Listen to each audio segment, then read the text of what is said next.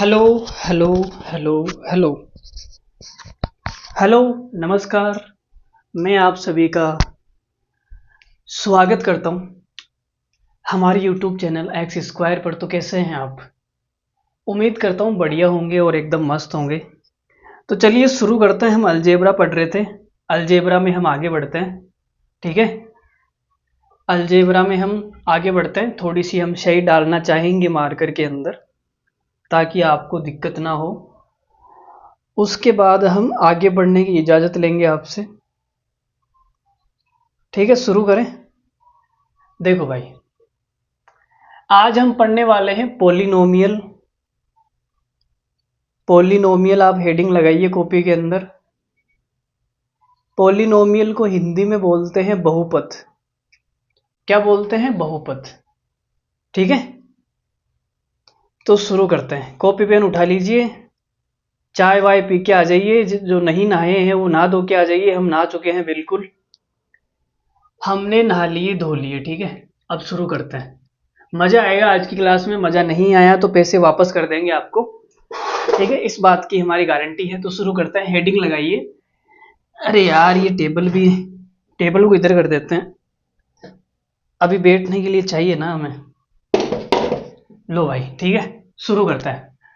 तो आप हेडिंग लगाइए पोलिनोमियल। पोलिनोमियल, और इसको हिंदी में बोलते हैं बहुपद। ठीक है, तो पोलिनोमियल क्या होता है? सबसे पहली बात तो ये है कि जो पोलिनोमियल है ये एक चर में होता है। एक चर में होना चाहिए, एक चर में होना चाहिए। ठीक है, चर का मतलब हो गया, चर का मतलब आप जानते हैं वेरिएबल। चर का मतलब जो चर सकता है। जैसे आप बहुत चर सकते हैं, आपको रसगुल्ले गुलाब जामुन काजू कतली दे दो तो आप बहुत चर लेंगे। ठीक है, यहां तक भर के चर लेंगे आप, उसे हम चर बोलते हैं। ठीक है, तो आप भी चर है। तो भाई चर क्या होता है? चर का मतलब हो गया A B C D X Y Z, जो भी है वो सारे के सारे चर होते हैं। जिसका मान हमें निकालना होता है वो सारे के सारे चर होते हैं, जो हमें पता नहीं होता। ठीक है, दूसरा पॉइंट है बहुपद का, चर की घात। चर की घात एक पूर्ण संख्या होनी चाहिए। एक पूर्ण संख्या, एक पूर्ण संख्या होनी चाहिए।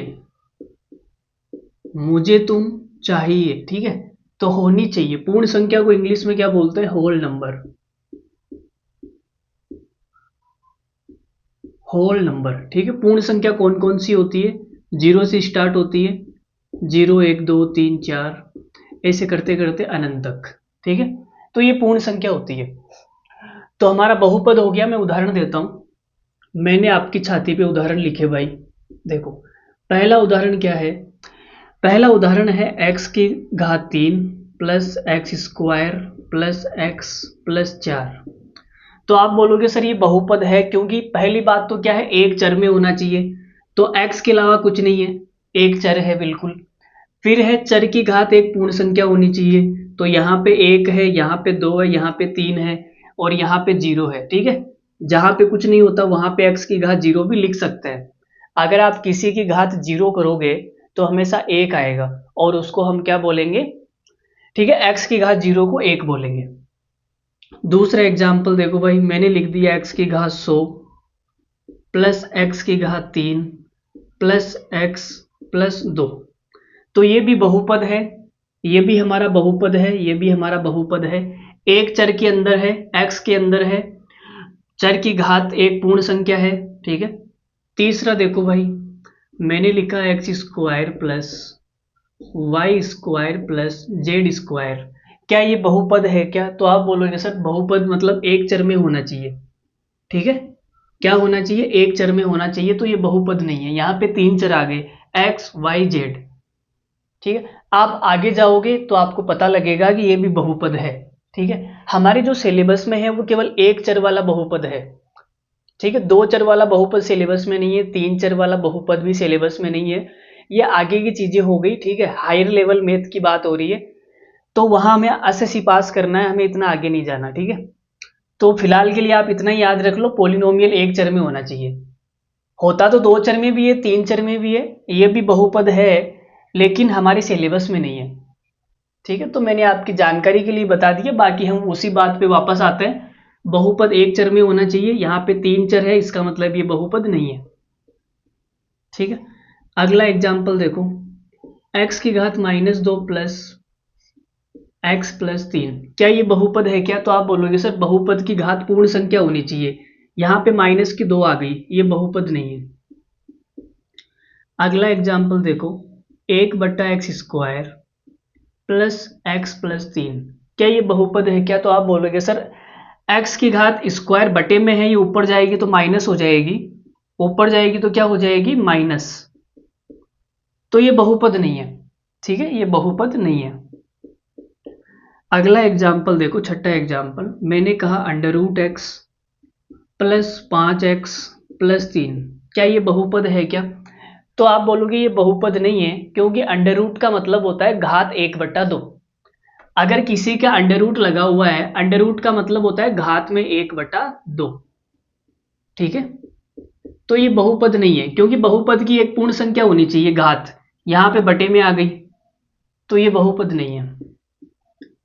इतना समझ में आ गया? तो उम्मीद करता हूं आपको बहुपद की परिभाषा क्लियर होगी, बहुपद क्या होता है, बहुपद के बारे में आप जान गए होंगे। बहुपद के बारे में आप जान चुके हैं, आगे बढ़ते हैं। ठीक है, अब आप हेडिंग लगाइए बहुपद की अधिकतम घात। बहुपद की अधिकतम घात किसे कहते हैं? हेडिंग लगा लीजिए, बहुपद की अधिकतम घात, अधिकतम घात किसे कहते हैं? किसे कहते हैं? ठीक है, तो इसका आंसर क्या होगा? चर की अधिकतम घात को चर की अधिकतम घात को बहुपद की घात कहा जाता है।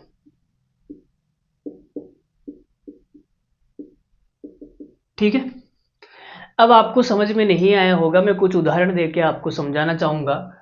तो मैं कुछ उदाहरण आपकी छाती पे फेंक के मार देता हूं। देखो भाई, पहला उदाहरण मैंने लिखा x² plus x³ plus x की घात 5। तो मैंने कहा इस बहुपद की घात बताओ भाई कितनी है।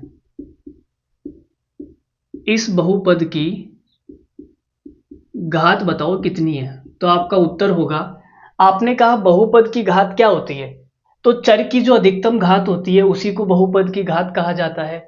तो चर की अधिकतम घात कहां पर है? आप बोलोगे सर 5, अधिकतम घात तो 5 है ना, तो सवाल का उत्तर आ जाएगा 5। बहुपद की अधिकतम घात कितनी है?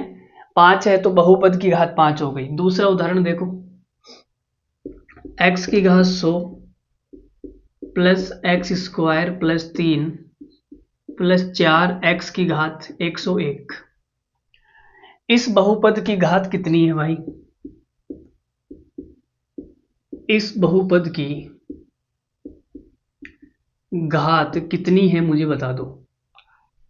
तो आपने कहा सर सिंपल है ये तो, बहुपद की घात का मतलब हो गया चर की अधिकतम घात। तो चर की अधिकतम घात कितनी है? 101। बोलो समझ में आया?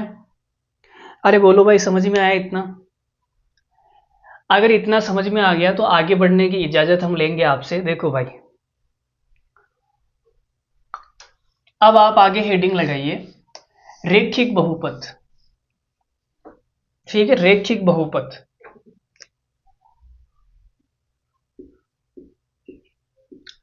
रेखिक बहुपद क्या होता है? रेखिक बहुपद किसे कहते हैं?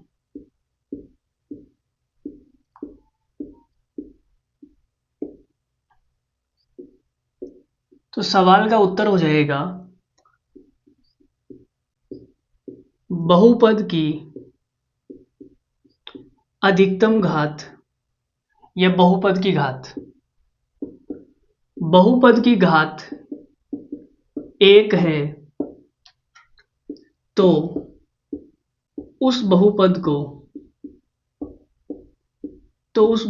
को रेखिक बहुपद कहा जाता है। रेखिक बहुपद कहा जाता है। तो दुनिया के अंदर अगर आपके पास ऐसा बहुपद है, दुनिया में आपके पास अगर ऐसा बहुपद है जिसकी घात 1 है तो उसको हम क्या बोलेंगे? रेखिक बहुपद। उदाहरण मैं आपको दे देता हूं, उदाहरण देखो भाई। तो मैंने लिखा x square plus x plus 3। क्या इस बहुपद की घात कितनी है मुझे बता दो। इस बहुपद की घात कितनी है? तो आपने कहा इस बहुपद की घात तो 2 है सर, 2 है, इसका मतलब ये रेखिक नहीं है। अगला मैंने लिखा x प्लस 3। इस बहुपद की घात कितनी है? तो आप बोलोगे सर इस बहुपद की घात 1 है, इसका मतलब ये रेखिक बहुपद है। अगला देखो 5x। इस बहुपद की घात कितनी है? तो आपने कहा सर इसकी घात 1 है, इसका मतलब ये भी रेखिक बहुपद है। ठीक है, तो जिस बहुपद की घात 1 होती है उसे हम क्या बोलते हैं? रेखिक बहुपद। सिंपल है, आगे बढ़ते हैं।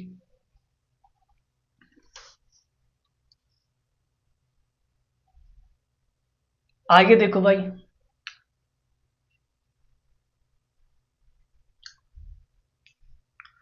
द्विघात बहुपद किसे कहते हैं? द्विघात बहुपद किसे कहते हैं? बहुपद की घात 2 है तो उस बहुपद को द्विघात बहुपद कहा जाता है। ठीक है, उदाहरण समझ लो आप। मैंने लिखा x square plus x plus 3।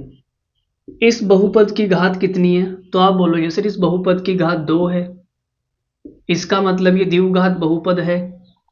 ठीक है, आगे मैंने आपसे कहा भाई इस बहुपद की घात कितनी है? तो आपने कहा इस बहुपद की घात 2 है, इसका मतलब ये भी द्विघात बहुपद है। इस बहुपद की घात कितनी है? तो आपने कहा सर इसकी भी 2 है, ये भी द्विघात बहुपद है। मैंने कहा भाई इसकी घात बताओ कितनी है? इस बहुपद की घात कितनी है? तो आपने कहा 3 है, इसका मतलब ये द्विघात बहुपद नहीं है। ठीक है, समझ में आ गया? द्विघात बहुपद समझ में आ गया आप सभी को? द्विघात बहुपद आप सभी को समझ में आ गया? आगे बढ़े, इजाजत है आगे बढ़ने की। देखो भाई, द्विघात बहुपद आपको समझ में आ गया। अब आपसे कोई पूछेगा त्रिघात बहुपद किसे कहते हैं, तो अब आपको समझ में आ जाना चाहिए कि भाई जिस बहुपद की घात 3 होगी उसे हम त्रिघात बहुपद बोलेंगे। ठीक है, जिस बहुपद की घात 4 होगी उसे हम चतुर्थ घात वाला बहुपद बोलेंगे। ठीक है, तो ये बातें आपको क्लियर है। अब आगे बढ़ते हैं।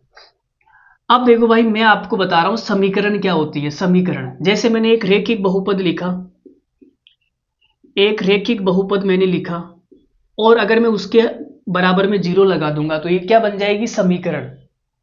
ये रेखिक बहुपद है, ये क्या है? रेखिक बहुपद।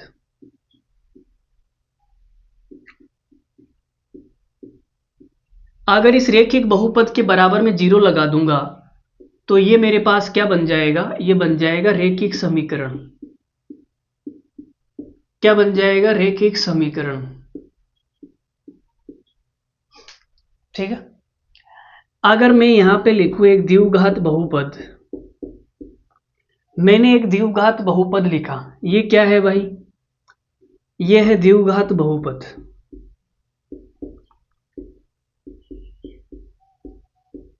ठीक है, अगर मैं इसके बराबर में 0 लगा दूंगा तो ये मेरे पास ये क्या बनेगा?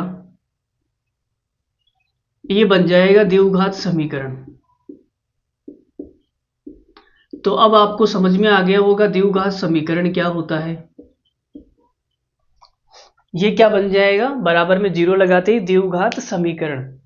ठीक है, तो भाई इतनी देर मैंने आपको जो कहानी सुनाई, इतनी देर मैंने बहुपद से लगा के द्विघात समीकरण तक जो कहानी सुनाई, वो सारी की सारी क्या थी, वो यहां तक पहुंचने के लिए था। द्विघात समीकरण तक पहुंचने के लिए मैंने आपको इतनी लंबी कहानी सुनाई, बहुपद क्या होता है, बहुपद की घात क्या होती है, ठीक है, रैखिक बहुपद क्या होता है। ये जो सारी कहानी मैंने आपको सुनाई, ये यहां तक पहुंचने के लिए सुनाई, द्विघात समीकरण तक। अब जो आज की क्लास में हम पढ़ने वाले हैं वो द्विघात समीकरण पढ़ने वाले हैं। ठीक है, तो अब आप हेडिंग लगाइए द्विघात समीकरण। द्विघात समीकरण तक पहुंचने के लिए मैंने आपको कहानी सुना दी, आपको समझ में भी आ गई। अब हम पढ़ेंगे द्विघात समीकरण के बारे में। अब जो हमारी पूरी की पूरी क्लास होगी 2 घंटे की या 3 घंटे की, वो द्विघात समीकरण के ऊपर होगी। ठीक है, तो हेडिंग लगा लीजिए, इसको इंग्लिश में बोलते हैं क्वाड्रेटिक इक्वेशन।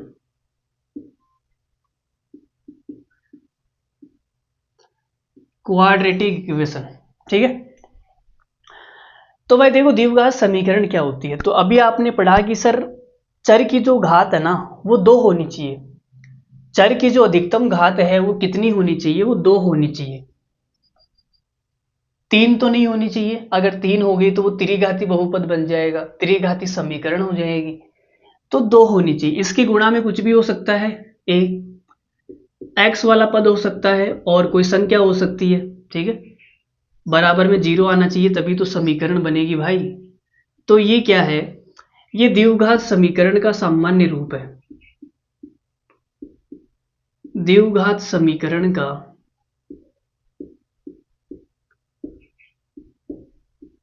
सामान्य रूप, ठीक है। अब यहां देखो ए बी सी कुछ भी हो सकते हैं, ए बी सी एक वास्तविक संख्या है, एक वास्तविक संख्या है। ठीक है, ए बी सी क्या है, एक वास्तविक संख्या। अब यहां पे देखो ए का मान 0 नहीं हो सकता, ए का मान क्या नहीं हो सकता, 0 नहीं हो सकता। अब कोई बताएगा मुझे ए का मान 0 क्यों नहीं हो सकता, कोई भी बच्चा हमें बताएगा भाई ए का मान 0 क्यों नहीं हो सकता, यहां पे ए का मान 0 क्यों नहीं हो सकता। कोई है क्लास के अंदर, कोई भी बालक, कोई बालिका, कोई नहीं है, मुझे ही बताना पड़ेगा। चलो भाई मैं बता देता हूं, देखो देखो ध्यान से सुनो। अगर मैं ए का मान 0 कर दूंगा तो वो 0 इसके साथ में गुणा होकर इसको भी 0 बना देगा, मतलब ये पूरा पद 0 हो गया।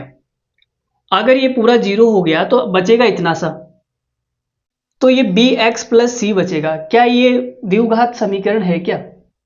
आप बोलोगे सर x की घात 2 थी वो तो 0 हो गई, अब x की घात 1 बची, इसका मतलब ये रैखिक समीकरण बन गया। अगर मैंने a का मान 0 रख दिया तो ये क्या बन जाएगा, रैखिक समीकरण बन जाएगी। लेकिन यहां पे है क्या, द्विघात समीकरण। तो अगर इसको द्विघात समीकरण बनाना है तो a का मान कभी 0 नहीं हो सकता।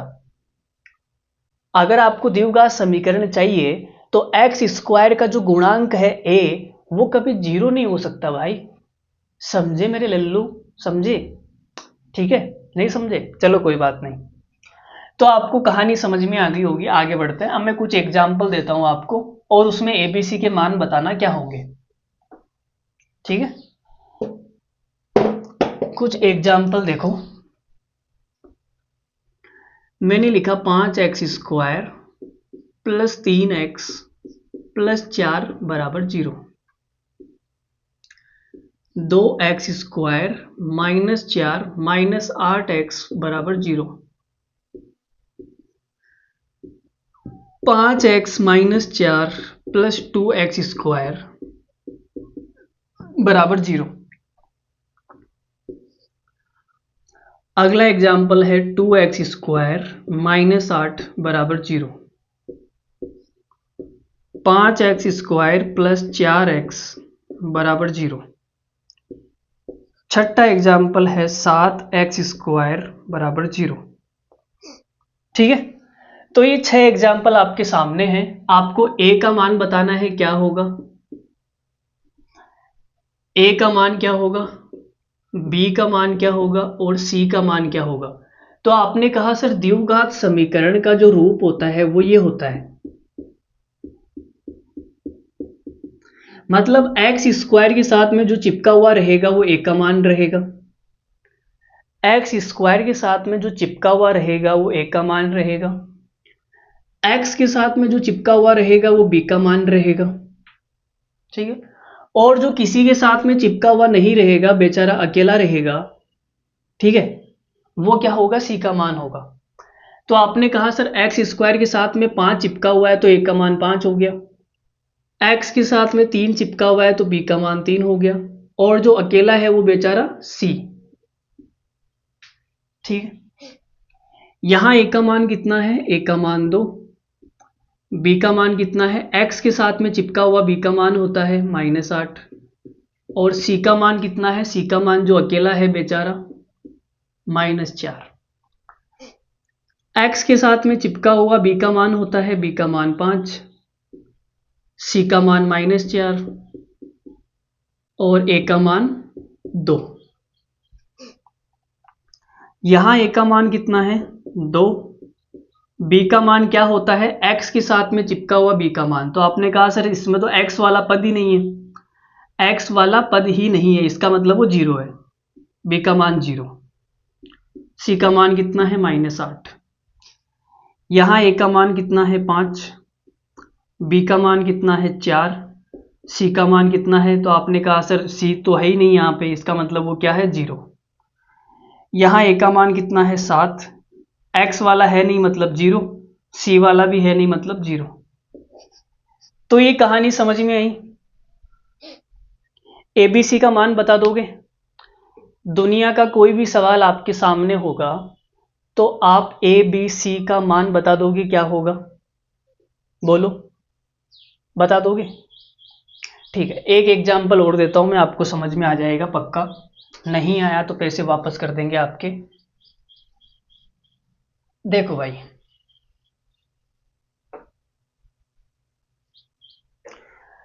तो हमने भाई एक समीकरण लिखी, द्विघात समीकरण में आपके सामने लिखता हूं। तो मैंने कहा x², ठीक है, और यहां पे ये चिपका हुआ है, ठीक है, प्लस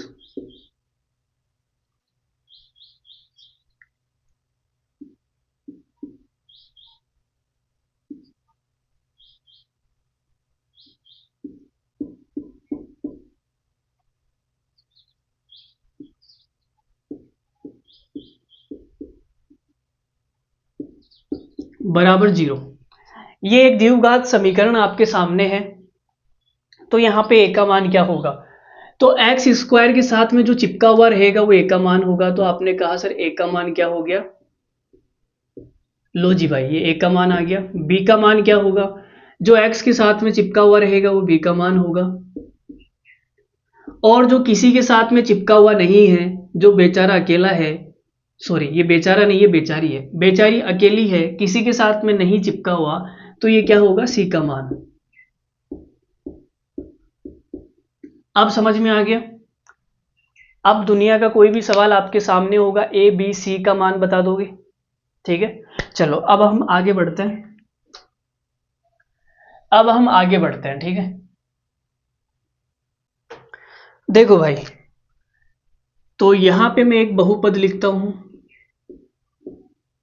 मैंने लिखा बहुपद x² -25 बराबर 0।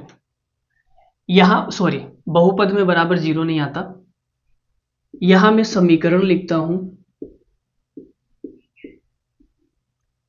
x² -25 बराबर 0। तो ये जो बहुपद है इसके संगत समीकरण है, ठीक है भाई, इसी के संगत समीकरण है ना। तो आपने कहा ठीक है गुरुजी, अब यहां मुझे x के मान बता दो क्या आएंगे, x का वो मान बताओ जिसके ऊपर ये बहुपद 0 हो जाएगा। ये बहुपद 0 होना चाहिए, x का वह मान बताओ। तो आपने कहा सर x का मान 5 रख दो। अगर मैं x का मान 5 रखूंगा तो ये बहुपद 0 हो जाएगा। 5 का स्क्वायर 25, 25 में से 25 गया 0, बहुपद 0 खल्लास। अगर मैं x का मान -5 रखूं तो भी ये बहुपद 0 हो जाएगा। देखो कैसे होगा, -5 रखा तो -5 का स्क्वायर 25, 25 में से 25 गया 0 खल्लास। तो मैंने कहा भाई x के दो मान आ गए। ये दो मान क्या है, इस बहुपद के शून्यांक है। बहुपद के क्या है, शून्यांक। तो आप लिखना चाहो तो लिख सकते हो x का वह मान, x का वह मान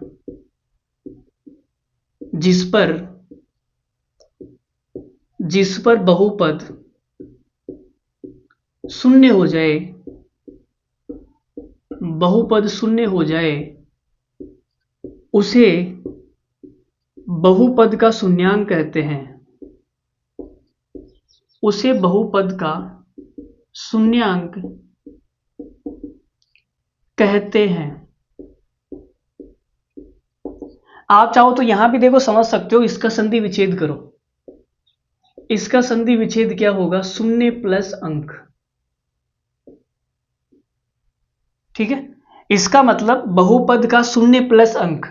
तो ऐसा मान, ऐसा अंक जो बहुपद को क्या कर दे, शून्य, ऐसा अंक जो बहुपद को क्या कर दे, शून्य, वो क्या कहलाएगा, बहुपद का शून्यांक।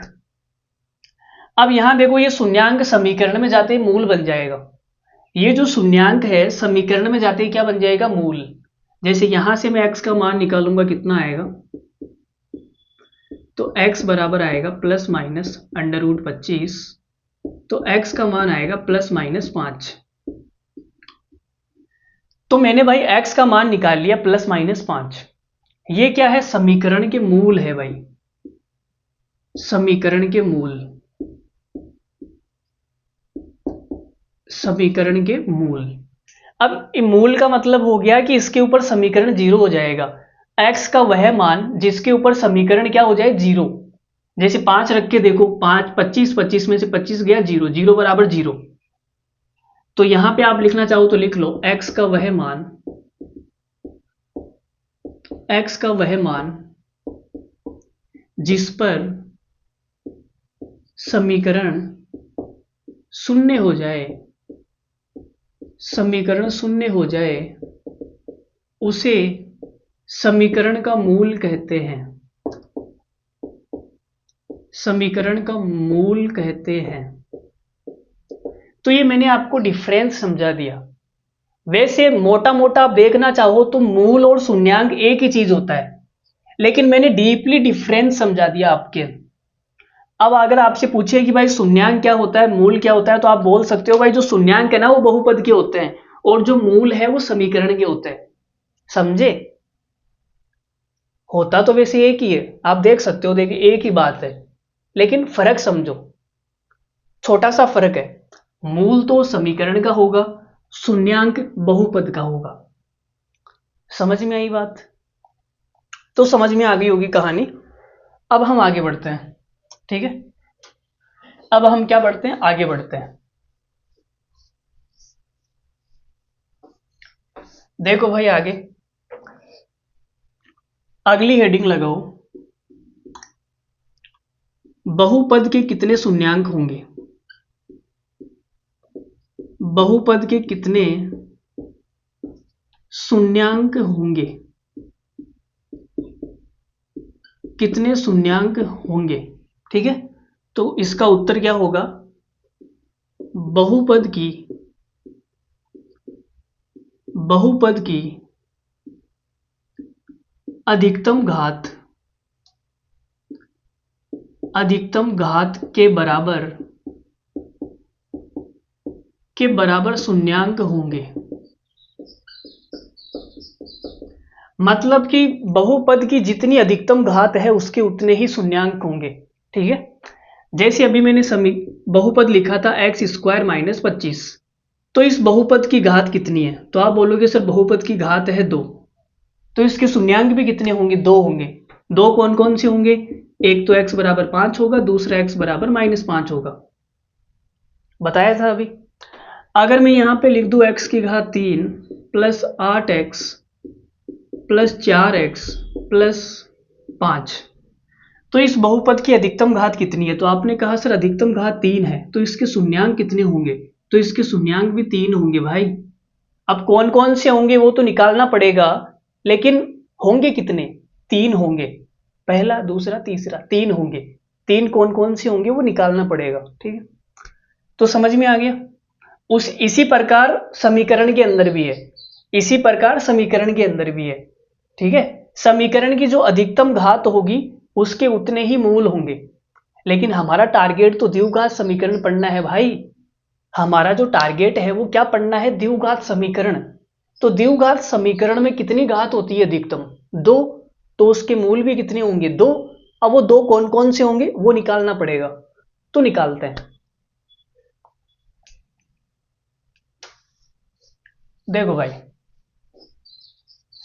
देखो जी देखो, आए हम आपके पास आए हाँ। तो हमने कहा भाई द्विघात समीकरण, हेडिंग लगाओ आप। और द्विघात समीकरण कैसी होती है भाई दिखने में? द्विघात समीकरण कुछ ऐसी होती है, ठीक है, जहां पर ए का मान कभी 0 नहीं हो सकता, बाकी कुछ भी हो सकता है। ये द्विघात समीकरण है। अब आप याद करो, जब मैंने आपको मैक्सिमम और मिनिमम वैल्यू निकालना सिखाया था, याद करना, पिछले वीडियो में सिखाया था, जब मैंने आपको मैक्सिमम और मिनिमम वैल्यू निकालना सिखाया था, तो मैंने आपको वहां पे पूर्ण वर्ग बनाना सिखाया था, याद करो। मैंने आपको पूर्ण वर्ग बनाना सिखाया था, याद है? भूल गए? चलो कोई बात नहीं। तो मैंने कहा था भाई एक्स स्क्वायर का जो गुणांक है ना वो 1 होना चाहिए, लेकिन यहाँ पे कितना है? a। तो मैं इस पूरी समीकरण को a से भाग दे दूं, मैं इस पूरी समीकरण को a से भाग दे दूं भाई,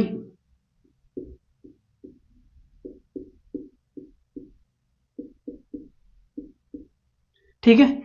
तो a से a कट गया,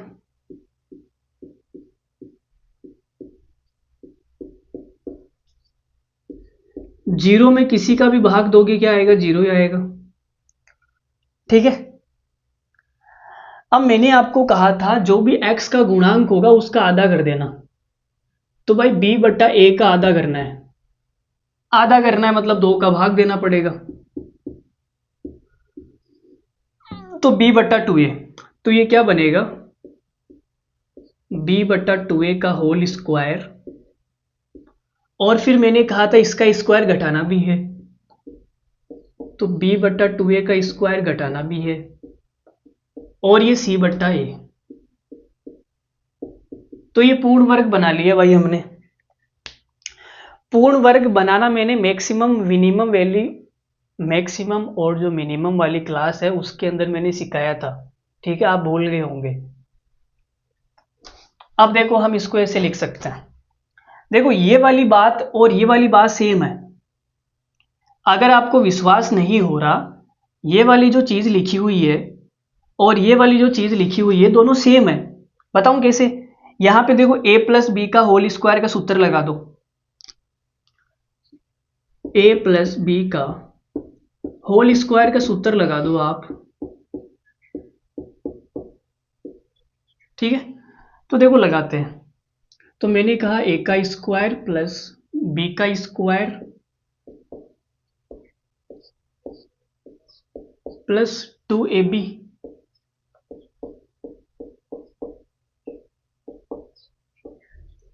ठीक है। इसकी जगह मैंने ये लिख दिया, फिर माइनस प्लस c बट्टा a। अब देखो भाई ये प्लस का है, ये माइनस का है, ये तो कट जाएगा, और 2 से 2 कट गया, तो ये आ गया एक्स स्क्वायर, ठीक है। बी बट्टा ए एक्स, सी बट्टा ए। बोलो बात सही है या नहीं? अरे बोलो भाई बात सही है या नहीं? तो ऊपर वाली बात और नीचे वाली बात क्या है? सेम। तो हम इसको ऐसे लिख सकते हैं, ठीक है। अब यहां से आगे बढ़ते हैं। अब हमने कहा इनको उधर ले जाओ, तो उधर ले जाते हैं, तो क्या बन जाएगा ये x प्लस बी बट्टा 2a का होल स्क्वायर, ये सब उधर जाएंगे, तो b बट्टा 2a का होल स्क्वायर माइनस सी बट्टा ए। ठीक है,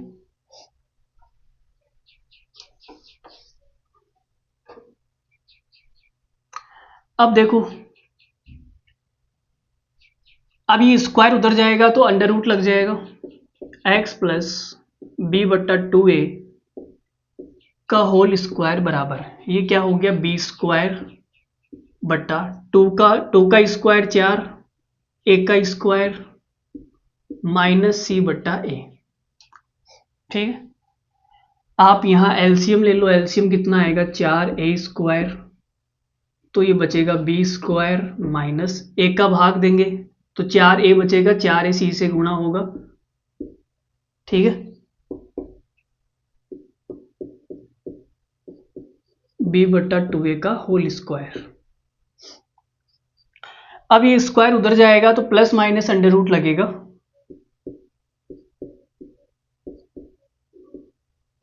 स्क्वायर जब उधर जाएगा तो क्या आएगा under root plus minus B square minus 4ac बट्टा 4a स्क्वायर। अब x का मान निकालना है, हमें तो x का मान निकालना है ना, तो b बाई 2a को उधर भेज दो, तो x बराबर आएगा माइनस बी बट्टा 2a plus minus B square minus 4ac का अंडर रूट बट्टा, इसका अंडर रूट कितना हो जाएगा 4 का अंडर रूट 2, ए स्क्वायर का अंडर रूट a। ठीक है, तो आगे करते हैं यहां पे, तो भाई x बराबर क्या आ गया, x बराबर आ गया, देखो यहां एलसीएम आ जाएगा, यहां भी 2a है, यहां भी 2a, तो 2a एलसीएम आ गया, 2a क्या आ गया एलसीएम, तो यहां क्या बचेगा माइनस का b plus minus under root के अंदर बी स्क्वायर माइनस 4ac। ये जो x का मान आया है, इस x के मान को हम क्या बोलते हैं श्रीधराचार्य सूत्र। ये सूत्र आप याद कर लो, x का मान निकालना हो तो कैसे भी निकाल सकते हो, x का मान निकाल सकते हो श्रीधराचार्य सूत्र।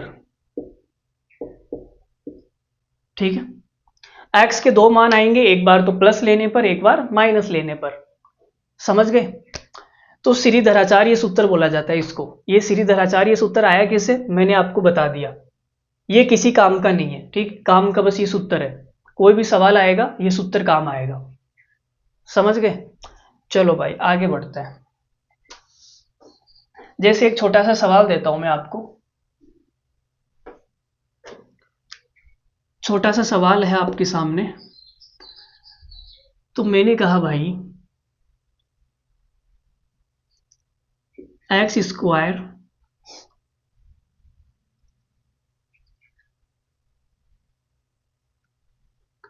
माइनस 8x प्लस 15 बराबर 0, तो x का मान बताओ कितना आएगा, x का मान बताओ,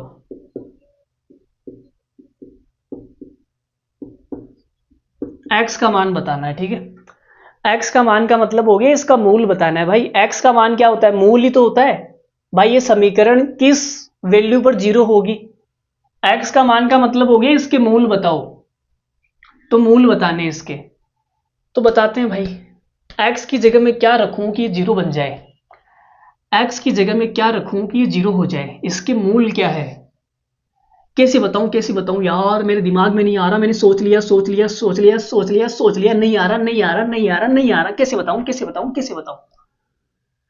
तो फिर मुझे याद आया, ओ हाय राम हाय दैया, एक सूत्र है ना मेरे पास, श्रीधराचार्य सूत्र। अरे यार कैसे भूल गए यार तुम इस सूत्र को, श्रीधराचार्य सूत्र। तो भाई मैंने कहा a का मान कितना है, तो आपने कहा सर एक्स स्क्वायर के साथ में जो चिपका हुआ है वो एक का मान है, कुछ भी चिपका हुआ नहीं है, मतलब एक है यहाँ पर। b का मान -8, c का मान 15। ठीक है, अब मेरे पास में सूत्र है भाई, x बराबर माइनस बी, चलो मैं सूत्र तो लिखा हुआ है वहां पर, माइनस बी की जगह कितना है माइनस का 8, प्लस माइनस अंडर रूट में बी का स्क्वायर, तो माइनस 8 का स्क्वायर 64, माइनस 4 इंटू ए का मान कितना है 1, इंटू सी का मान कितना है 15, बट्टा 2a, तो 2a, तो भाई x का मान क्या आएगा, minus minus plus, plus minus 64 minus 15 चौक 60, बट्टा 2, तो x का मान आ गया 8, प्लस माइनस 64 में से 60 गया 4, बट्टा 2, तो यह आ गया x बराबर 8 प्लस माइनस अंडर रूट 4 कितना होता है 2, बट्टा 2। अब मुझे पता है भाई द्विघात समीकरण है तो इसके मूल भी कितने होंगे, 2 होंगे।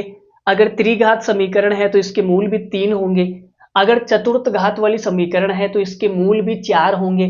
अगर कोई रैखिक समीकरण है तो इसका मूल 1 होगा। ये तो मुझे पता ही है ना। तो द्विघात समीकरण 2 मूल होंगे। पहला प्लस लेने पे आएगा, प्लस लेने पर तो भाई x बराबर क्या हो गया 8 प्लस 2 बट्टा 2, 10 बट्टा 2 5। तो भाई 5 आ गया, यस यस 5 आ गया। x की जगह 5 रखते ही समीकरण 0 बन जाएगा। इसका मतलब पहला मूल कितना है 5, पहला मूल कितना है 5, 5 ठीक है। दूसरा देखो माइनस लेने पे आएगा, दूसरा माइनस लेने पर आएगा तो x बराबर क्या हो गया 8 माइनस 2 बट्टा 2, 6 बट्टा 2 बराबर 3। वाह यस, दूसरा मूल भी आ गया हमारे पास। तो भाई दूसरा मूल क्या है 3। 3 अगर मैं x की जगह रखूंगा तो ये समीकरण क्या हो जाएगी 0। तो मेरे दो मूल हो गए भाई, पहला मूल हो गया 5, दूसरा मूल हो गया 3। बताओ बताओ बताओ बताओ बताओ। तो पहला मूल कितना हो गया 5 और दूसरा मूल कितना हो गया 3। ठीक है। अब मैं आपसे पूछूं कि भाई मुझे याद रखना, ठीक है, याद रखना, ये एग्जाम्पल अभी काम आएगा। पहला मूल 5 हो गया, दूसरा मूल 3 हो गया। मिटा देते हैं इसको, 5 और 3 आया था, ठीक है। तो मैं यहां साइड में लिख दूं क्या, चलो यही रहने देते हैं। इसके मूल कितने आए थे, एक मूल तो 5 आया था, दूसरा मूल 3 आया था। इसको डब्बे के अंदर बंद कर दो, ठीक है। अब मैं आपको कुछ नई चीज बताता हूं। देखो ये श्रीधराचार्य सूत्र है और ये सूत्र किस काम का है, किसी द्विघात समीकरण के मूल आप निकाल सकते हो। दुनिया की कोई भी द्विघात समीकरण आपके पास है तो उसके मूल आप यहां से निकाल सकते हो। और भी निकालने के तरीके होते हैं लेकिन ये एक तरीका है। अब मैंने कहा कि मैं मान लेता हूं कोई द्विघात समीकरण है, मेरे पास में ये द्विघात समीकरण है, इसके मूल में मान लेता हूं, माना मैंने भाई इसके दो मूल होंगे। एक को मैंने मान लिया एल्फा, दूसरे को मान लिया बीटा। एल्फा बीटा मूल है, मैंने अपनी मर्जी से मान लिया, ठीक है। भाई कुछ भी मान सकते हो आप, कुछ भी मान सकते हो, ठीक है। कोई एक्स वाई मान लो, कोई जेड मान लो, कोई पी क्यू मान लो, कुछ भी मान लो। तो मैंने एल्फा और बीटा मान लिया। मैंने कहा ये द्विघात समीकरण है, इसके मूल एल्फा और बीटा है। तो आपने कहा ठीक है भाई मान लो। तो मैंने कहा भाई इसका जो मूल है, एक तो प्लस लेने पे आएगा, दूसरा माइनस लेने पे आएगा। तो फिर मैंने कहा एल्फा, प्लस लेने पे एल्फा आ जाएगा,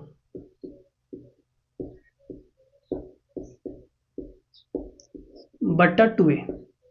दूसरा मूल आएगा वो बीटा, वो माइनस लेने पे आ जाएगा, तो माइनस ले लो।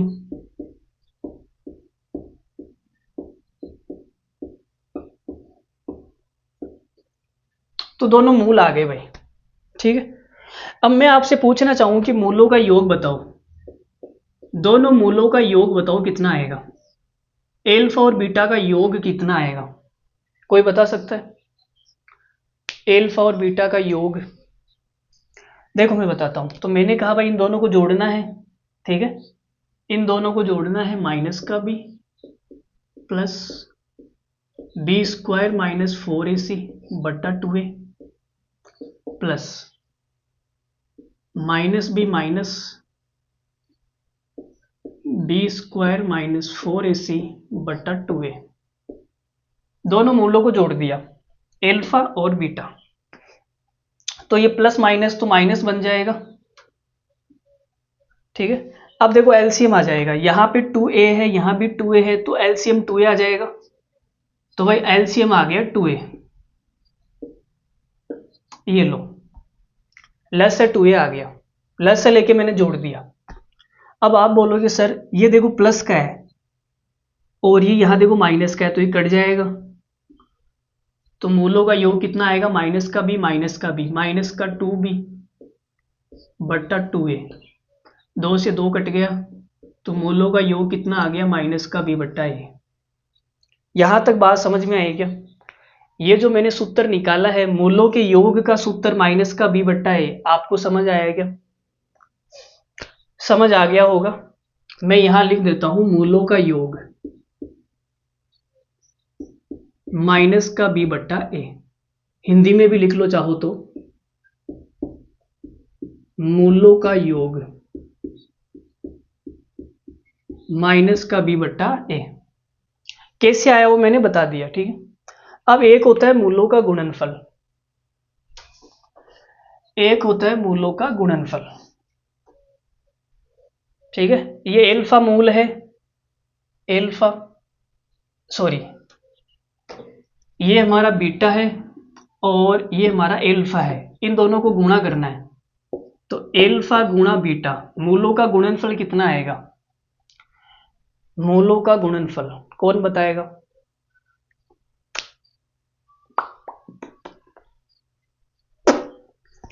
चलो मैं बताता हूं, देखो तो आपने कहा, क्या कहा आपने? आपने कहा गुरुजी ऊपर वाली चीज सेम है, ऊपर वाली चीज सेम है, वो केवल एक चीज का डिफरेंस है, यहां प्लस है और यहां माइनस है, बाकी सब सेम है। तो मैंने कहा ये सेम वाला सूत्र होता है हमारे पास, ये सेम वाला सूत्र हमारे पास होता है, एक जगह प्लस एक जगह माइनस, क्या होता है, ए स्क्वायर माइनस बी स्क्वायर। तो यहां भी ये सूत्र लग जाएगा, तो क्या आएगा भाई, इसका स्क्वायर माइनस बी का स्क्वायर बी स्क्वायर, फिर माइनस माइनस बी का स्क्वायर, तो इसका स्क्वायर करूंगा मैं भाई, इसका जब मैं स्क्वायर करूंगा तो अंडर रूट हट जाएगा, अंडर रूट हट जाएगा, तो केवल इतना सा आएगा बटा 2a, तो कितना हो गया 4a स्क्वायर। अब कोष्टक के बाहर माइनस है तो अंदर वाले चिन्ह क्या हो जाएंगे, चेंज हो जाएंगे जब कोष्टक खुलेगा, तो B square minus B square cut जाएगा, तो ये क्या आ गया 4ac बट्टा 4a स्क्वायर, 4 से 4 कट गया, a से स्क्वायर कट गया, क्या आ गया c बट्टा a। तो मूलों का गुणनफल का सूत्र क्या आ गया, यहां लिख देता हूं मैं, चलो मूलों का गुणनफल का सूत्र क्या आ गया, c बट्टा a। तो ये आपको याद होना चाहिए, मूलों का गुणनफल बराबर सूत्र होता है माइनस का b बट्टा a, सॉरी मूलों का योग, दूसरा सूत्र होता है मूलों का गुणनफल बराबर होता है c बट्टा a। ये सूत्र मैंने कैसे निकाले थे वो मैंने आपको दिखा दिया, अगर आपको समझ आया तो भी ठीक है, समझ नहीं आया तो भी ठीक है, आपको ये सूत्र याद होने चाहिए बस। ये मैंने कैसे निकाले वो आपको याद नहीं होना चाहिए, वो तो मैंने ऐसे ही दिखा दिया, ठीक है। ये सूत्र आपको याद होने चाहिए, वो जो कहानी है इसके पीछे की वो आपको समझ में आई या नहीं आई उससे कोई मतलब नहीं है, केवल ये सूत्र आपको याद होना चाहिए। श्रीधराचार्य ये सूत्र याद होना चाहिए, मूलों का योग का सूत्र, मूलों का गुणनफल का सूत्र।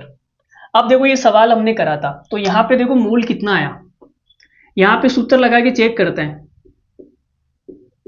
मूलों का योग, सूत्र क्या होता है, माइनस का b बट्टा a। तो चेक करते हैं, आपने कहा मूलों का योग कितना है, पहला मूल 5 है, दूसरा मूल 3 है, योग 8 आ गया।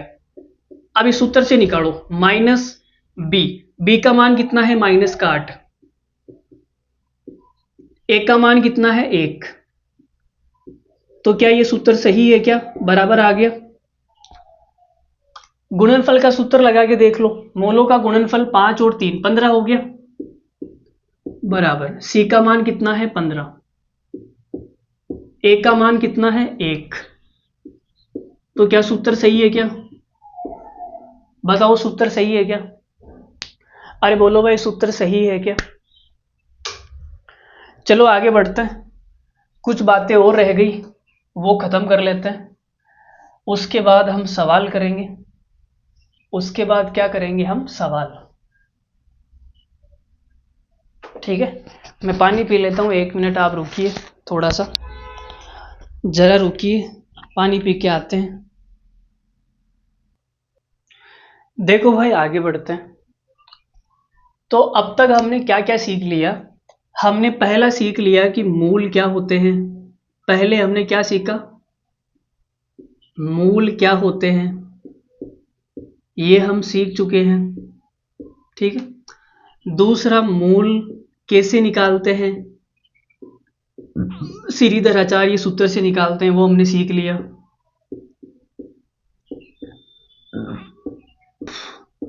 ठीक है, मूलों का योग क्या होता है वो हमने सीख लिया,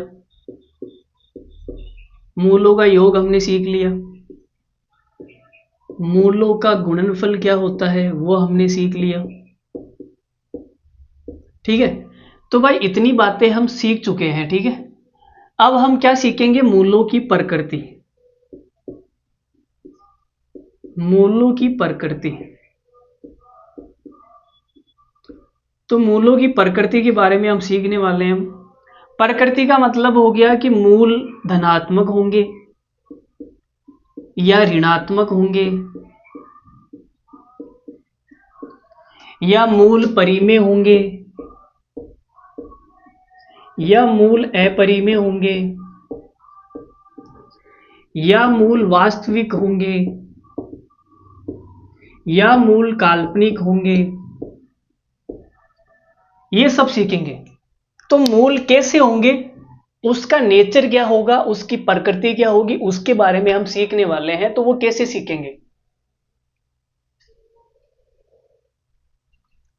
तो वो कैसे सीखेंगे, आइए बात करते हैं। ठीक है, तो भाई आप हेडिंग लगाइए मूलों की प्रकृति। मूलों की प्रकृति,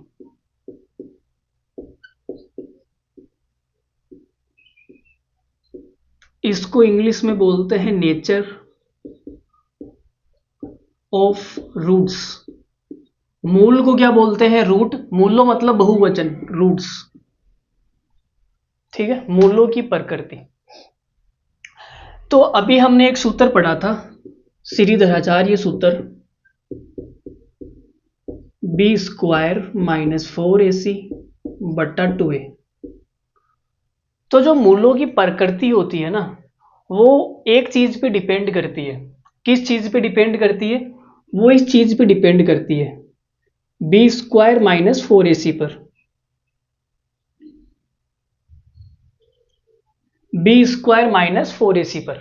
तो इसका नाम दे दिया गया, जो गणितज्ञ थे उन्होंने इसका नाम दे दिया b² - 4ac, इसको बोला गया d।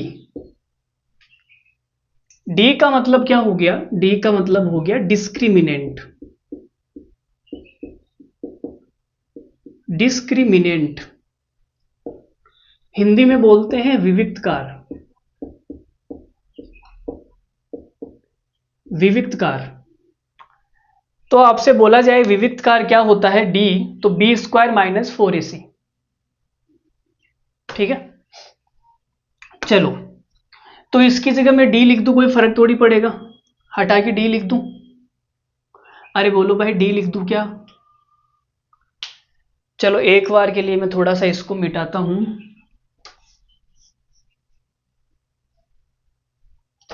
यहां दोबारा लिखता हूं, ठीक है। x बराबर माइनस का b plus minus under root के अंदर बी स्क्वायर माइनस 4ac बट्टा 2a, और इसको क्या बोला गया, d, B square minus 4ac। d का मतलब हो गया विविक्त कार्य।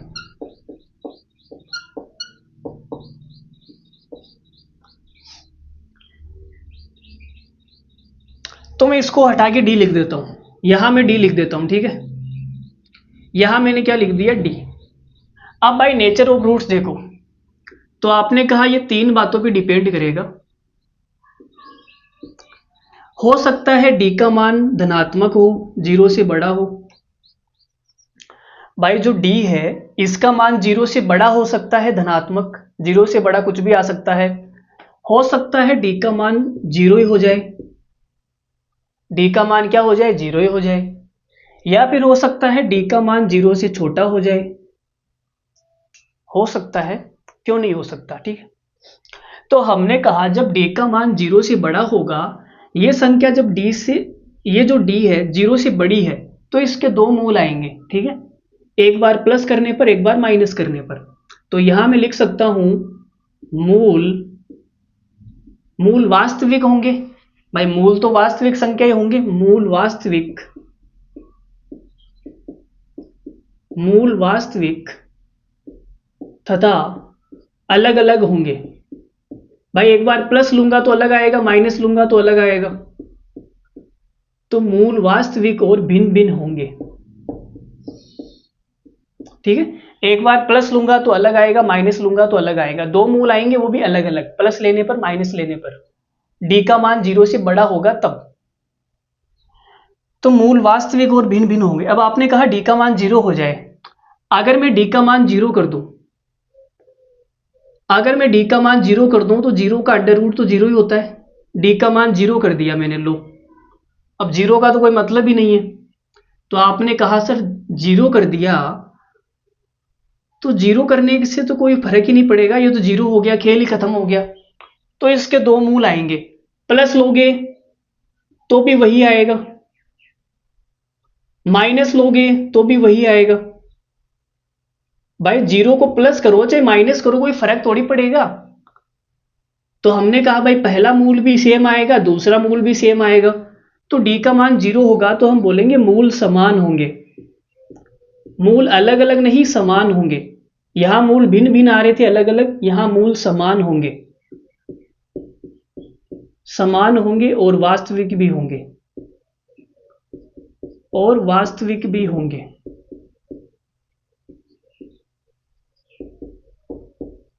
ठीक है। तो यहां दोनों मूल क्या होंगे, समान। यहां भिन्न भिन्न थे, यहां समान होंगे दोनों मूल, जब डी का मान 0 होगा तब।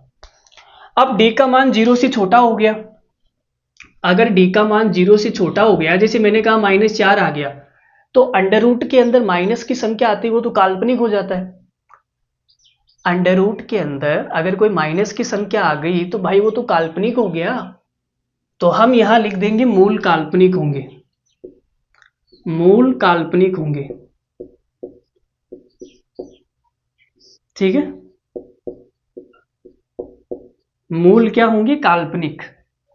तो इतनी बातें आपको समझ में आ गई होगी कहानी। अगर कहानी समझ में आ गई तो आगे बढ़ते हैं। आगे बढ़ने की हम इजाजत लेंगे आपसे। एक छोटा सा सवाल आपके दामन में फेंक के मारना चाहेंगे हम। देखो भाई एक छोटा सा सवाल, सवाल नंबर 1।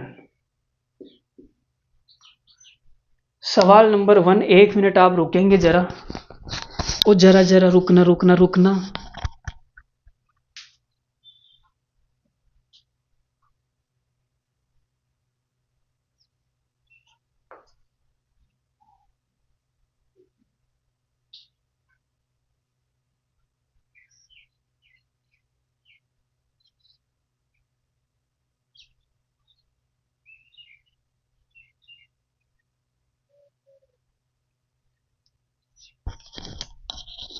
देखो भाई अब तो एक छोटा सा सवाल लिख लो आप। सवाल क्या है, निम्न में से निम्न में से किस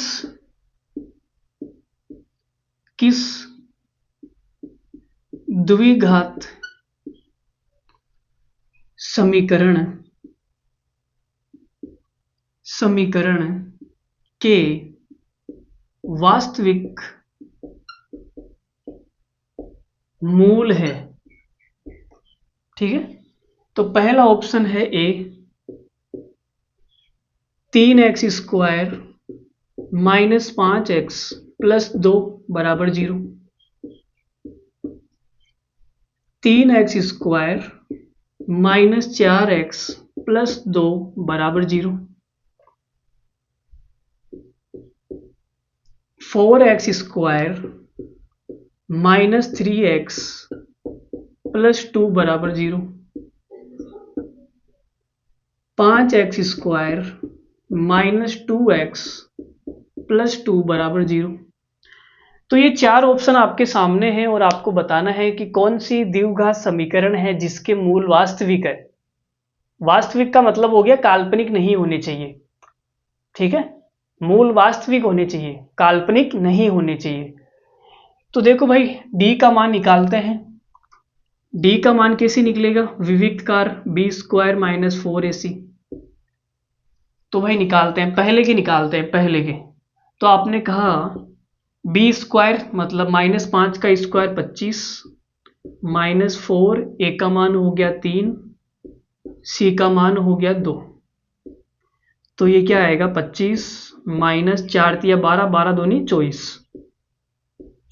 तो भाई डी का मान 1 आ गया। इसका मतलब इसके मूल क्या है? वास्तविक है। भाई मैंने बताया था डी का मान 0 से बड़ा होगा, इसका मतलब वास्तविक मूल होंगे। और डी का मान 0 होगा, इसका मतलब वास्तविक मूल होंगे बट बराबर होंगे। यहाँ पर वास्तविक अलग अलग, यहाँ पे वास्तविक समान। और जब डी का मान 0 से छोटा होगा तो काल्पनिक होंगे। तो पहला ही हमने देख लिया, ग्रेटर देन 0 आ गया, 1 से बड़ा है। इसके मूल क्या है? वास्तविक। यही हमारा उत्तर हो जाएगा। बाकी आप दूसरा भी चेक कर सकते हैं। ठीक है, बी वाला चेक करके दिखा देता हूं मैं। डी बराबर b² माइनस 4ac। तो b की जगह कितना हो गया? 4 का स्क्वायर 16 माइनस 4, 3 और 2। तो ये हो गया 16 माइनस 24। तो कितना आ गया भाई? माइनस का 8 आ गया। तो डी का मान 0 से छोटा आ गया, नेगेटिव आ गया। इसका मतलब क्या होगा? काल्पनिक होंगे। यहां मूल क्या होंगे? काल्पनिक। तो ये तो हमारा उत्तर हो नहीं सकता। ये देख लो भाई, डी बराबर b² माइनस 4ac। सारे चेक करके दिखा रहा हूं मैं आपको, एग्जाम में सारे चेक नहीं करने।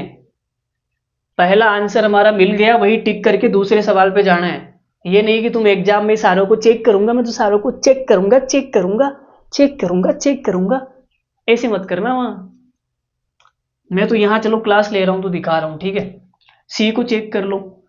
तो b का स्क्वायर मतलब 3 का स्क्वायर 9 हो गया, माइनस 4, एक की जगह 4 हो गया, सी की जगह 2 हो गया। तो क्या आएगा? 9 माइनस 4 चौक 16 दूनी 32। तो 32 कितना आ जाएगा? माइनस का 23। तो ये भी 0 से छोटा है, 0 से छोटा है, इसका मतलब मूल क्या होंगे? काल्पनिक। तो ये भी हमारा उत्तर नहीं हो सकता। इसको भी आप देख लो, b² माइनस 4ac लगा के। b का स्क्वायर 4 माइनस 4, एक की जगह 5, सी की जगह 2। तो 4 माइनस 4 पंजो 20, 40। तो माइनस का 36 आएगा, 0 से छोटा, मतलब ये भी हमारा उत्तर नहीं है। तो देखो किस्मत कितनी अच्छी है, हमने पहला ऑप्शन चेक करा, वही हमारा उत्तर आ गया। वाव वाव, ग्रेट। आगे बढ़ते हैं।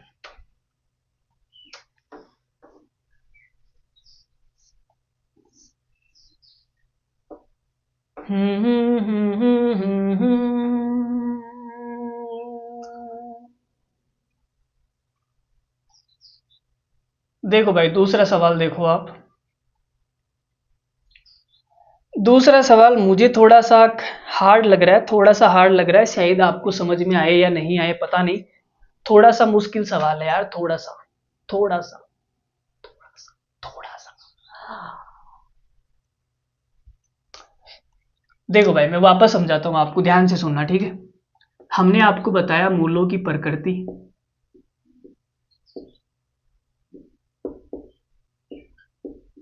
मूलों की प्रकृति हमने बताई, और हमने कहा भाई तीन चीजें होगी, या तो डी जीरो से बड़ा होगा, या डी जीरो के बराबर होगा, या जीरो से छोटा होगा। तो जब जीरो से बड़ा होगा तो मूल वास्तविक होंगे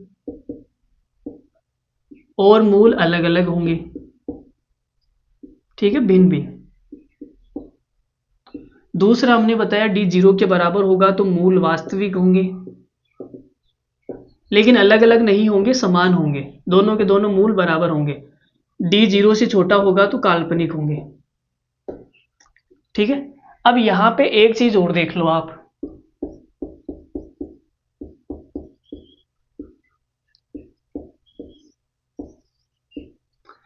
देखो भाई ये डी है, डी, अगर ये मेरी डी ऐसी संख्या आ गई जिसका अंडर रूट नहीं निकल सकता, जैसे डी का मान आ गया 8, तो 8 का अंडर रूट तो निकल नहीं सकता। डी का मान आ गया 10, 10 का अंडर रूट तो निकल नहीं सकता। डी का मान आ गया 12, 12 का अंडर रूट निकल नहीं सकता, है ना। तो फिर हम क्या बोलेंगे भाई, अगर डी हमारी ऐसी संख्या आ गई जिसका अंडर रूट नहीं निकल सकता, तो मूल कैसे होंगे, अपरिमेय। भाई अपरिमेय क्या होता है, ऐसी संख्या जिसका अंडर रूट नहीं निकलता, under root 2, under root 3, under root 5, under root 6। अपरिमेय संख्या का मतलब हो गया ऐसी संख्या जिसका अंडर रूट नहीं निकलता। तो मूल कैसे होंगे, अपरिमेय होंगे। तो आप यहां लिख दो, यहां लिख दो डी एक पूर्ण वर्ग संख्या है, डी एक पूर्ण वर्ग संख्या है, पूर्ण वर्ग संख्या है, तो मूल परिमेय होंगे।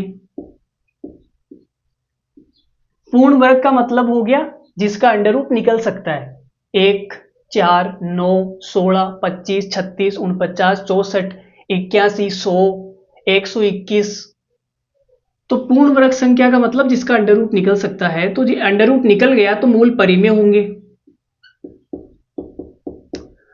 और डी एक पूर्ण वर्ग संख्या नहीं है, डी एक पूर्ण वर्ग संख्या नहीं है, इसका मतलब मूल अपरिमेय होंगे, अपरिमेय होंगे। बोलो बात समझ में आई या नहीं आई, बात समझ में आई या नहीं आई, आ गई होगी। सवाल फेंक के मारता हूं, देखो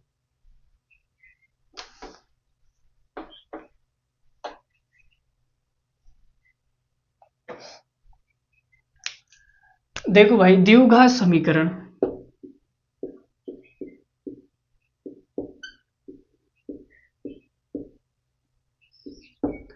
द्विघात समीकरण क्या है, 4a X square plus, sorry minus है 2a plus B x plus B बराबर 0 के मूल क्या है, के मूल क्या है। पहला ऑप्शन है परिमेय और असमान,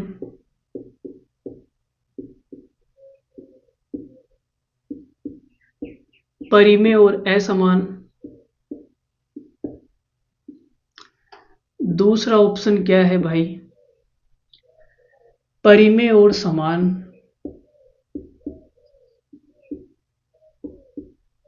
परिमेय और समान।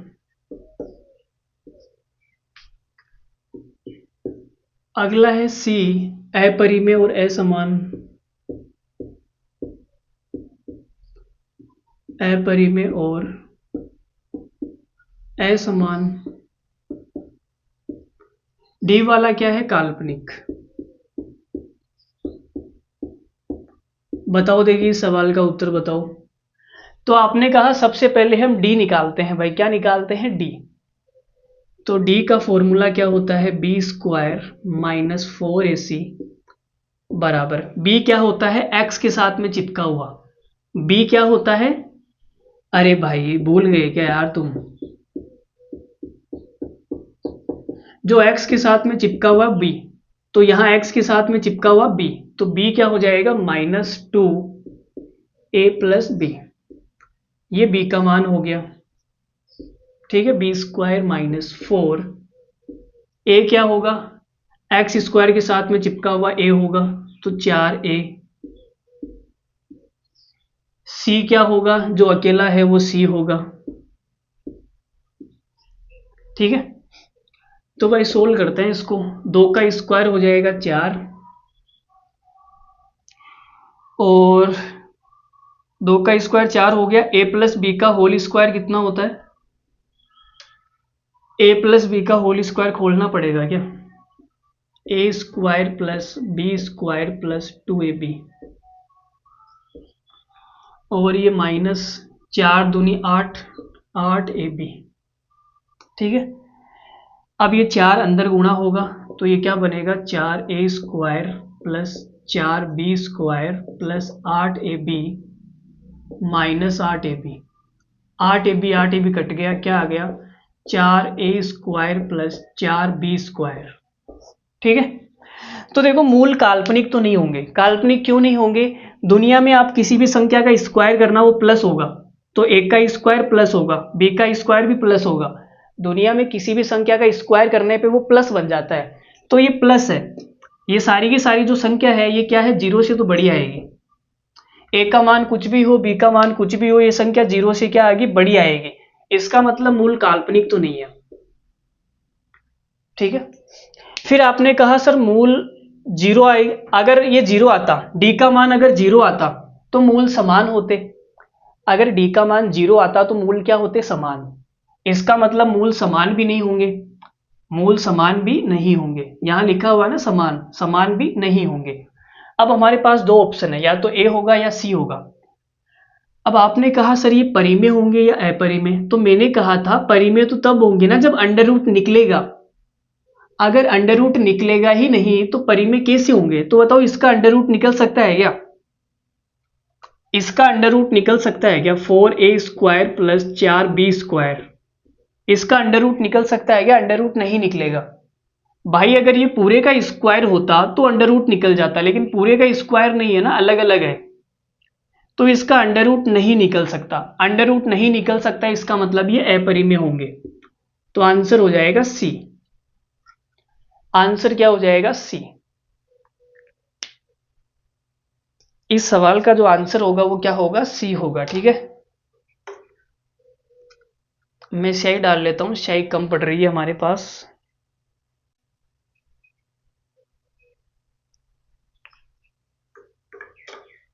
चलो आगे बढ़ते हैं अगले सवाल पे।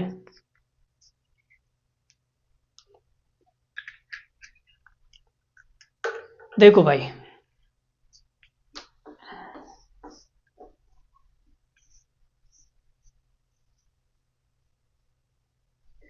देखो जी देखो, देखो जी हमारा सवाल देखो,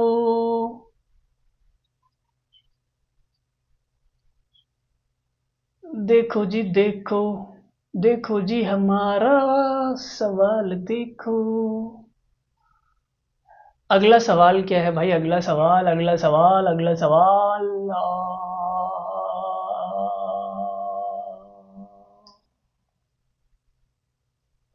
ये रहा भाई आपके पास अगला सवाल, बड़ा ही घटिया और बड़ा ही बेकार सवाल है, मतलब देखते ही शर्म सी आ जाएगी आपको। ये क्या सवाल है भाई, 1 + n² y² +2n cy +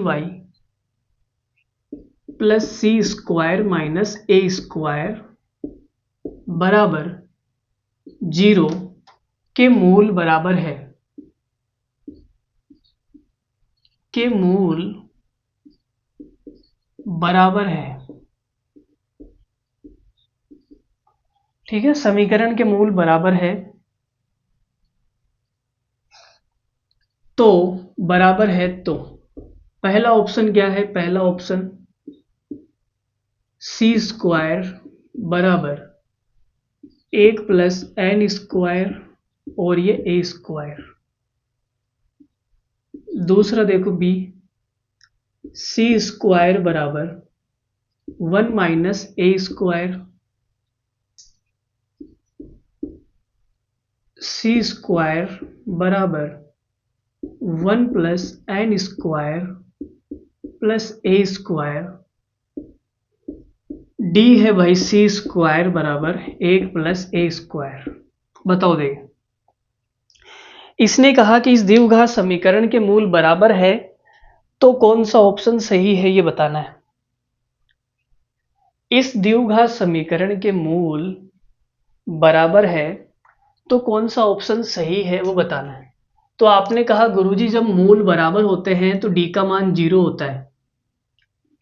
जब मूल बराबर होते हैं, जब मूल बराबर होते हैं तो डी का मान क्या होता है, 0। बी की जगह क्या आएगा, तो आपने कहा सर y के साथ में जो चिपका हुआ है वो b का मान होगा 2nc -4 a का मान, जो y² के साथ में चिपका हुआ है वो a का मान है। c जो अकेला है बेचारा अकेला, वो क्या है, c का मान है। ठीक है, तो करते हैं भाई, देखते हैं क्या आता है। ये क्या आ जाएगा यहां से 4, बड़ा बेकार सा हो गया यार, ये तो मुझे तो बड़ा घटिया लग रहा है ये। चलो भाई गुणा भाग करते हैं, और क्या कर सकते हैं, गुणा के अलावा कुछ करना है क्या इसमें, गुणा ही करना पड़ेगा। सी स्क्वायर निकालना है, सी स्क्वायर देखो हर जगह सी स्क्वायर है, तो सी स्क्वायर निकालना है। तो सी स्क्वायर तो फिर यहाँ पे है ना, सी स्क्वायर तो यहाँ पे है। चलो 1 मिनट कर लेते हैं, 4n² सी स्क्वायर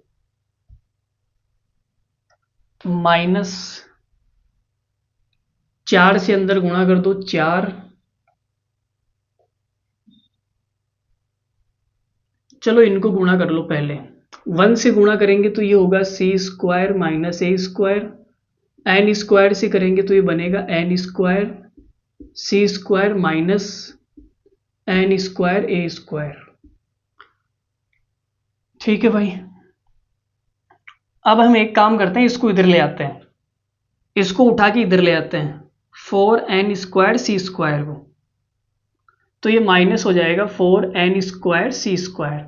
माइनस से माइनस कट गया, 4 से 4 कट गया, और कुछ कट रहा है, n² c² n² c², ये भी कट गया भाई, ये प्लस का n² c², ये भी प्लस का n² c² कट गया, तो बचा क्या, यहां बच गया c² माइनस का a² माइनस का n² a²। c² निकालना है, बाकी सबको इधर ले जाओ।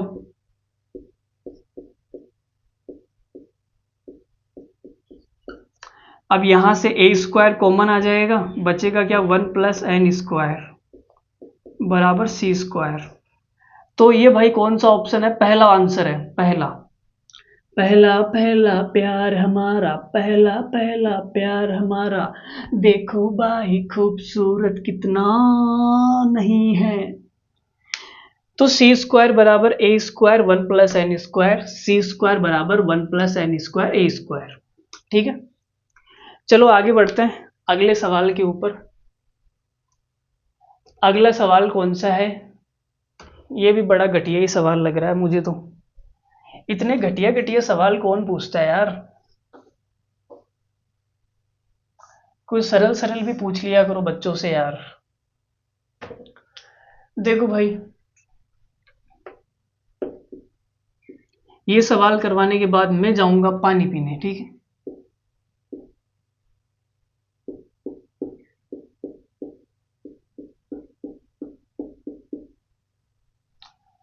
ax² + c बराबर, बराबर भाई अलग है, बराबर क्या है, a एक्स माइनस पी का होल स्क्वायर। तो एबीसी में संबंध बताओ। तो एबीसी में संबंध बताओ। पहला ऑप्शन क्या है, एबीसी बराबर 1, बी स्क्वायर बराबर AC,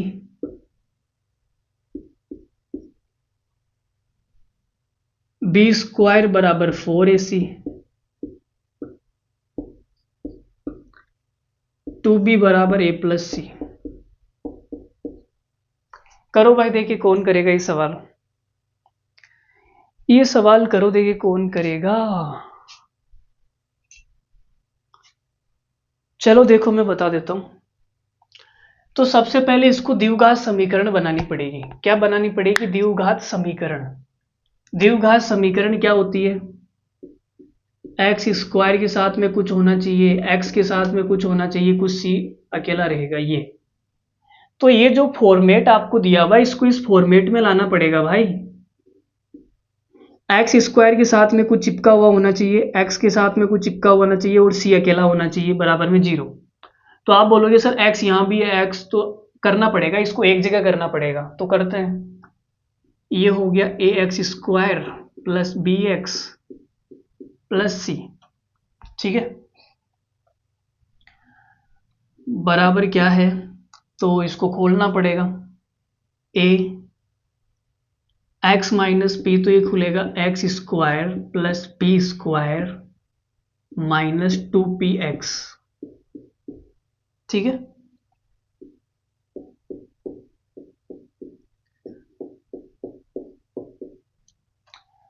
तो भाई इसको अंदर गुणा कर दो। अंदर गुणा करेंगे ये बनेगा ए एक्स स्क्वायर, ए इससे गुणा होगा, इस ए को इससे गुणा करूंगा तो क्या बनेगा? माइनस का 2pax, और ए इससे गुणा होगा ए पी स्क्वायर, ठीक है। अब क्या करें बताओ? तो ये फॉर्मेट बन गया, देखो ये फॉर्मेट ये रहा, ठीक है। हमने इसको इस फॉर्मेट में डाल दिया। तो भाई अब यहां से एबीसी का मान कैसे निकलेगा? इसने कुछ दिया ही नहीं है। एबीसी में संबंध बताओ, कुछ तो देना चाहिए भाई। मूल बराबर है क्या, ऐसे क्या? तो यहां से ए का मान कितना आएगा? ए का मान तो ए आ रहा है, ए का मान कितना आएगा? ए। बी का मान कितना आएगा? तो आपने कहा एक्स के साथ में चिपका हुआ बी का मान, तो ये हो जाएगा 2pa, और सी का मान कितना आएगा? A P square. तो इसमें संबंध बताएंगे कैसे?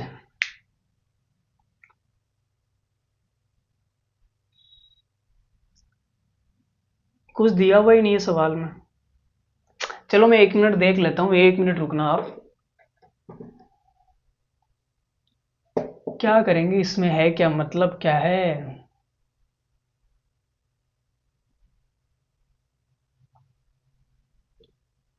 अच्छा इसमें शॉर्ट ट्रिक है। इसमें क्या है? एक ट्रिक। अब वो ट्रिक बतानी पड़ेगी मुझे, मैंने आपको बताई नहीं। सिट, सिट साला सिट।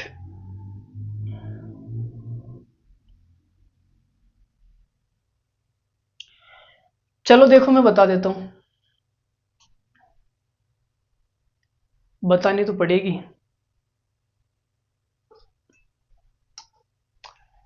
देखो भाई यहां तक ठीक है, वैसे हमने ठीक किया है, कोई दिक्कत नहीं है यहां तक। इसमें दिया हुआ नहीं है, आपको समझना पड़ेगा। इसमें दिया हुआ नहीं है, आपको समझना पड़ेगा। अब देखो मैंने आपको बताया था कि जब डी का मान 0 होता है, डी को मान जीरा होता है, डी का मान क्या होता है? जीरा। जीरा जीरा जीरा जानते हो आपकी रसोई में वो। जब डी का मान 0 होता है तब मूल क्या होते हैं? समान होते हैं। ये मैंने आपको बताया था, ठीक है।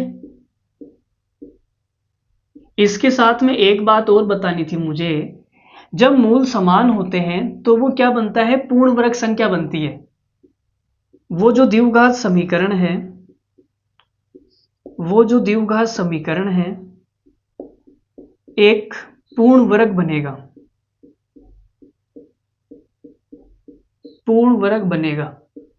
ये बात बताना मैं आपको भूल गया था, ठीक है, सॉरी उसके लिए, यहां बता देता हूं। तो जब मूल समान होते हैं तो द्विघात समीकरण एक पूर्ण वर्ग संख्या बनती है। पूर्ण वर्ग, पूर्ण वर्ग का मतलब हो गया होल स्क्वायर बनेगा। तो यहां पे देखो ये होल स्क्वायर बन रहा है, x माइनस पी का होल स्क्वायर, ठीक है, x माइनस पी का क्या बन गया, होल स्क्वायर। गुणा में कुछ भी हो सकता है, तो ये होल स्क्वायर बन गया। इसका मतलब क्या है, इसके मूल समान है, मूल बराबर है। बस इतनी सी बात थी। तो सवाल में दिया हुआ नहीं है कि मूल समान है, आपको समझना पड़ेगा। यहां पे होल स्क्वायर बन गया, इसका मतलब मूल क्या है, समान। तो जब मूल समान होते हैं तो डी का मान क्या होता है, 0। तो डी का मान 0 कर दो भाई, बी स्क्वायर माइनस 4ac। तो 0 बराबर बी स्क्वायर, बी का स्क्वायर मतलब 2pa का स्क्वायर, माइनस 4, ए का मान कितना है, ए, सी का मान कितना है, ए पी स्क्वायर। तो ये क्या आ जाएगा, 0 बराबर 4p square a square minus 4a square p square. अबे लल्लाओ, फिर इसमें मान कैसे निकालेंगे, फिर 0 हो गया ये तो।